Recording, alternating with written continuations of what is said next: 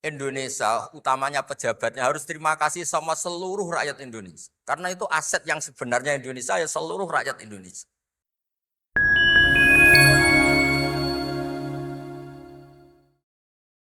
Saya ngapresiasi pertanyaan dari mahasiswa non-muslim tadi. Sebetulnya ketika negara ini berdiri itu ya dialek semua antar umat beragama. Sehingga diputuskan yang penting itu berketuhanan. Maka yang ditolak oleh konstitusi kita adalah ateisme, komunisme. Saya membayangkan misalnya punya anak perempuan, diajak orang yang tidak beragama di tengah hutan misalnya. Bunuh ya tidak takut Tuhan, merkosa tidak takut Tuhan, salah etika ya tidak takut Tuhan. Bandingkan kalau diajak yang beragama. Pasti masih ada rambu-rambu, ada ini itu. Sehingga memang masalah betul ketika orang tidak berketuhanan itu. Jadi saya ingatkan Mas tadi, siapa tadi namanya? Yang non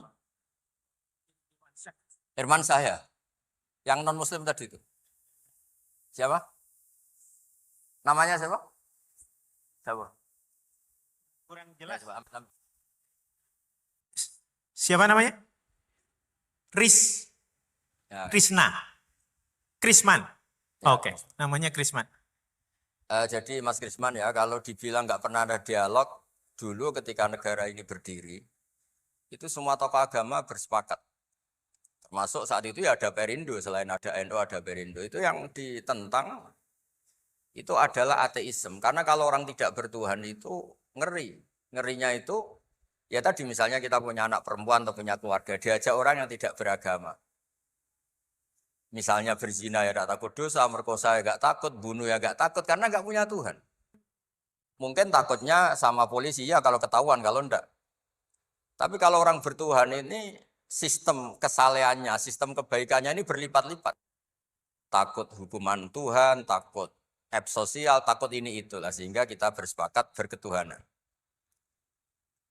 Lalu kedua ada beberapa kejadian nyata. Di beberapa negara yang fahamnya itu tidak bertuhan, itu bekas kondom atau bekas apa dipakai lagi didaur ulang. Bahkan tinja yang bisa dikelola jadi bahan makanan. Kalau yang beragama tidak, termasuk mungkin di ilmu medis ini tidak wilayah saya tapi saya cerita. Mungkin masalah-masalah kayak ya apa hal-hal yang menurut kita dilarang, menurut agama mereka enteng saja. Misalnya bikin cadangan-cadangan organ tubuh dan sebagainya. Kalau beragama itu masih enak, aturannya jelas. Kalau nggak beragama itu repot. Sehingga saya cerita sedikit lagi-lagi karena kadung dipuji ahli Quran Pak Kures sama saya. Saya cerita. Dulu ketika Rasulullah itu sugeng masih hidup, itu ada kekuatan politik. Satu Romawi bertuhan, yang satu Persia tidak bertuhan, tidak berkitab suci. Ketika Romawi kalah, itu Rasulullah itu susahnya bukan main. Karena yang masih mentautkan diri dengan Tuhan, kalah sama yang sudah tidak bertuhan. Dan ketika akhirnya Persia yang kalah, yang menang Romawi, Nabi itu ikut senang. Karena yang bertuhan mengalahkan yang tidak bertuhan. Kenapa penting bertuhan? Karena bertuhan itu setidaknya punya aturan. Melakukan ini dosa, melakukan ini dosa. Empati sama fakir miskin itu ibadah. Semua agama pasti sama di tema-tema seperti itu. Sehingga berketuhanan ini penting sekali kata Pak Kores tadi. Berketuhanan itu luar biasa. Terus kedua, ini penting juga. Saya mohonnya. Saya pernah juga disowani beberapa tokoh dari Mabes Polri. Saya sering bilang, Indonesia, utamanya pejabatnya harus terima kasih sama seluruh rakyat Indonesia. Karena itu aset yang sebenarnya Indonesia ya seluruh rakyat Indonesia. Saya cerita, satu cerita ini hadis sahih di Bukhari, nggak bisa dipertentangkan. Ini hadis sahih di Bukhari di Muslim. Di antara yang diapresiasi Allah itu adalah potensi jahat kita tidak menjadi, tidak kita wujudkan. Kalau seluruh rakyat Indonesia, tidak usah seluruh, seperempat kita ini maling semua. Itu negara miskin kok, karena biayai kita di penjara 2 tahun, 3 tahun. Separuh kita mentalnya membunuh, habis Indonesia. Seperempat saja, sepertiga saja, 1/8 saja punya mental killer, itu habis Indonesia. Ketika rakyat kita, ketika tetangga kita, masyarakat kita tidak melakukan kejahatan, itu ketertiban yang sejati. Maka semua bentuk ketidakkriminalan yang dilakukan oleh rakyat Indonesia itu awal dari aset bangsa ini. Coba kalau semua orang mencuri, habis negara untuk biayai di penjara. Semua orang kriminal. Berkahnya mereka tidak melakukan, Indonesia baik-baik saja. Sebab itu ketika ada sekian kebaikan, Nabi terakhir ngendikan apa? Takufu syarroka anin nas fa innaha shadaqatun minka ala nafsik. Potensi jahat kamu jangan kamu lakukan, itu sudah menolong peradaban. Para gadis tetap gadis karena nggak diperkosa. Orang yang punya kambing satu tetap punya kambing satu karena nggak dicuri. Orang yang berkarir tidak terhenti karena karakternya nggak dibunuh, tidak dihujat, tidak dihentikan, tidak disetop oleh cibiran, oleh bulian. Maka di antara 7 orang yang dilindungi Allah, fidzillihi yauma la dzilla illa dzilluh, itu Nabi hanya cerita orang yang nggak jadi. Di antara yang diceritakan Nabi dalam sebuah hadis, saya ini lelaki sejati, sangat mencintai sepupu saya, dan saya mau ngumpuli dia, tidak mau sampai saya kasih uang 100 dinar. Setelah saya kasih 100 dinar, saya ingin ngumpuli dia dengan cara salah tentu. Dia nggak mau dan berpesan, la tafuddal khatam illa bihaqqi. Kamu jangan ngumpuli saya sebelum nikah. Singkat cerita, pemuda ini nggak jadi melakukan hal yang nista, yang nggak benar. Itu sama Allah dijadikan wali. Berkahnya nggak jadi. Jadi kalau potensi kejahatan kita tidak menimpa orang lain itu sudah luar biasa. Jangan nunggu berjasa kita dapat penghargaan setelah kita jadi kiai besar, jadi dosen UGM, jadi ini itu. Semua masyarakat kita yang menahan potensi kejahatannya itu adalah aset sejati Indonesia. Karena sekali mereka berkejahatan, entah itu mencuri, merkosa, habis. Harapan kita sebagai bangsa habis. Tapi selama ini nunggu ngapresiasi itu yang bentuknya fi'lu, yang bentuknya mereka melakukan apa. Sebetulnya enggak. Tidak melakukan kejahatan itu sudah bagian dari kebaikan yang luar biasa. Terus yang terakhir tadi yang pertanyaan pemimpin muslim dan non-muslim. Memang ini wilayah sensitif, tapi sebetulnya bisa dianalisis secara fikih. Ya saya ulang lagi, bisa dianalisis secara fikih Nusantara, fikih kebangsaan.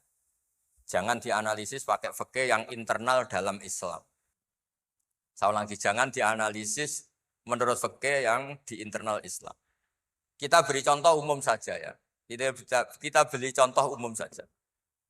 Dulu Pak Gores pernah mencontohkan kalau non-muslim bisa jadi pilot beneran. Padahal dia non, sama Pak Munjid yang kiai di UGM, nggak bisa jadi pilot. Kira-kira milih mana? Tapi itu kan wilayah yang sensitif. Karena ini di Indonesia itu konteksnya bukan urusan pilot, urusan mewakili kebanyakan Indonesia itu muslim. Dan demokrasi itu mencerminkan suara mayoritas. Tapi tidak mungkin juga membiarkan muslim yang killer, yang pembunuh, yang dulu punya reputasi, yang misalnya macam-macam. Jadi hal-hal seperti itu, kata Quran itu, jangan berdiskusi sesuatu yang kalau menjadi jelas malah masalah. Karena itu kan seperti pertanyaan gini, Gus saya punya kerabat di Jogja. Tapi pelit, sama orang lain dermawan, bagus mana? Kita kan nggak mungkin menganjurkan mutus hubungan keluarga. Tapi tidak mungkin juga suruh ikut orang pelit. Anda membingungkan orang fikih karena kalau yang nggak ahli fikih itu ya gampang saja jawab semaunya. Tapi kalau saya sebagai orang yang nekuni fikih itu bingung. Saya sering ditanya orang juga, Gus saya mau nyalon lurah, ya lurah atau bupati atau apa. Katanya nyuap itu haram, Gus. Setelah dipraktekkan nggak bayar, nggak bagi uang, ya nggak jadi betul. Yang menang yang bayar. Terus akhirnya fakirnya tak rubah. Nyuapku yo haram, medit yo haram kata saya. Dimodifikasi sedikit, akhirnya alhamdulillah Gus bar sodakoh. Ya menang akhirnya berkahnya sodakoh. Karena kita sebagai pemimpin, atas nama tidak nyuap, ya jangan juga jadi orang kikir dong. Atas nama ada nyuap terus jadi orang kikir. Repot kan? Tapi jangan juga bayar yang sampai merubah hukum dari orang yang nggak layak mimpin karena bayar menjadi pemimpin. Ya jangan juga sampai gitu. Ya akhirnya saya bilang nyuap itu haram, medit juga haram. Alhamdulillah barokahnya kombinasi fikih ini. Ya nyuapnya tetap haram tapi rakyat tetap dapat uang gitu. Tapi nanti ketika Anda tidak layak jadi pemimpin itu juga haram karena menjabat sesuatu yang nggak wilayah Anda. Jadi seni-seni ngelola muslim, non-muslim, dan itu tidak bisa dipukul rata. Karena itu wilayah-wilayah yang sensitif, yang butuh detail, yang butuh satu peristiwa spesifik. Saya pernah ditanya, Gus saya ini hidup di Amerika, kalau milih presiden kan sama-sama non-muslim, milih yang siapa? Ya jawab yang akhafu dororon, misalnya ada presiden Amerika yang sangat demokratis misalnya. Dia membiarkan Islam berkembang. Sama jenis non-muslim yang Islamfobia, tentu milih yang demokratis. Ada yang dosanya itu membunuh, yang satu dosanya korupsi. Ya milih ya korupsi karena membunuh itu lebih ekstrim timbang korupsi misalnya. Itu ada di aturan fikih. Jika sama-sama pasti salah, milih yang akhafud dororen, yang madorotnya ada begitu apa? Besar. Coba kalau kita punya pemimpin yang hobinya itu bunuh. Sama yang hobinya rakus harta misalnya. Itu di fikih jelas dijelaskan. Milih yang rakus harta kalau bandingannya itu. Karena pembunuhan itu lebih berat secara ukuran dosa. Tapi apapun itu ini bukan pembenaran pada kesalahan, bukan. Tapi memang ada aturannya. Apa kalau ada dua dororani, dua bahaya, urtukiba khofuma, kalau ada dua hal yang bahaya, dipilih yang paling apa? Ringan kalau dalam konteks ya tadi. Kalau kita membiarkan pemimpin yang enggak benar, dipimpin orang enggak benar. Tapi kalau memaksakan chaos misalnya. Ya milih yang enggak chaos. Itu kan ada aturannya di fikih. Karena Nabi menghindari al-harad. Al-harad itu chaos pembunuhan massal itu enggak boleh. Dan mayu addi ila dalik juga enggak boleh. Yang bisa potensi begitu juga enggak boleh. Jadi saya mohon di antara aturannya Quran itu latas alu anasya intu bedalakum tasukum. Kamu jangan diskusi sesuatu yang kalau diperjelas malah kamu yang malu. Saya biasanya mencontohkan hal-hal yang ringan kayak suami istri. Misalnya Anda tanya sama Pak Munjid, istrinya tanya, Mas, apa betul saya ini cinta pertama Anda? Bukan alternatif terakhir. Wah itu rata-rata orang nikah itu kan korban alternatif terakhir.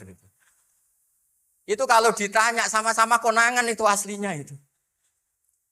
Ceweknya juga sama. Apa betul Pak Minjit itu cinta pertama pilihan terakhir? Oh saya sering mau nikah ini orang yang saya cintai. Tapi takdirnya ini. Gitu. Itu kan orang dibilang takdir itu kan ya tersinggung. Jadi banyak hal yang kalau didiskusikan itu masalah-masalah. Latas alu an asya intu bedalakum tasukum. Kamu jangan tanya atau diskusi sesuatu yang kalau diperjelas itu malah masalah. Jadi itu etika, ya. Etika dalam diskusi juga jangan memicu lagi. Saya kira demikian nanti ditambahi oleh Abi Profesor Kures. Monggo.